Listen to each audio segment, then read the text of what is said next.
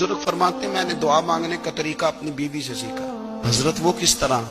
فرمانے لگے میری بیوی نے نا مجھے کوئی کام بتایا، کچھ پیسوں کی ضرورت کے لیے کہا، تو میں نے اسے کہا کہ بھئی ابھی میرے پاس نہیں ہے، کچھ دنوں میں آتے ہیں تو میں دے دوں گا۔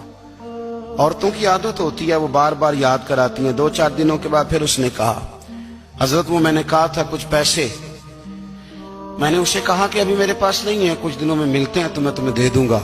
اس نے کچھ دنوں کے بعد پھر کہا حضور وہ میں نے کچھ پیسے کہے تھے۔ فرماتے میں نے ڈانٹ دیا، میں نے کہا کہ کیا تو روز مجھے شرمندہ کرتی ہے، کہا نا میرے پاس نہیں ہے، ہوں گے تو دے دوں گا، تو روز یاد کراتی ہے۔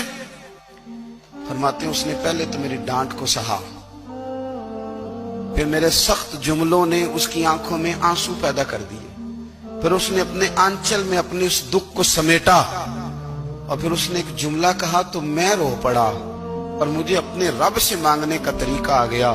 مجھے کہنے لگی حضرت جی آپ نے ڈانٹ دیا، میں نے سہ لیا، پر آپ ہی میرے شوہر ہیں، بتائیں نا آپ سے نہ کہوں تو میں کس سے جا کے کہوں۔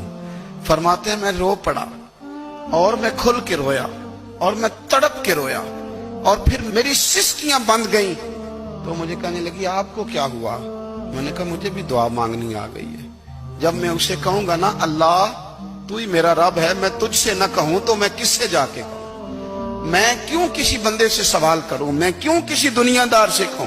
میں تیرے بندوں کا، نیک بندوں کا وسیلہ لے کے، تیرے محبوب کی غلامی لے کے تیری بارگاہ میں آیا، تجھ سے نہ مانگوں تو کس سے مانگوں؟ سمجھ آ گئی ہے؟ جب میں اس رنگ میں مانگوں گا تو پھر رب میرے اوپر بڑا ہی فضل فرمائے گا۔